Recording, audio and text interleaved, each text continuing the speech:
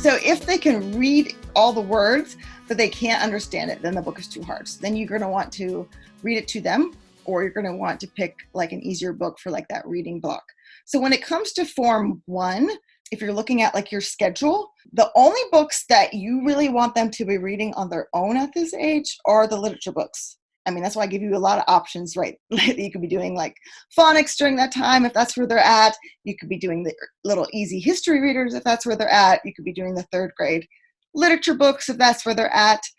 So that literature block is what they're going to be reading independently. And really in Form 1, they should be reading it to you so that you can be correcting if there are any decoding mistakes, and you can be checking their comprehension and asking them about it. And then you'll know what's going on because they just read it to you. Everything else in Form 1, history, natural history, geography, you want to read that to them. Even if they are capable of reading that book on their own, again, they're focusing so much on the actual reading part that they're not going to be able to understand as much as if you are reading it to them.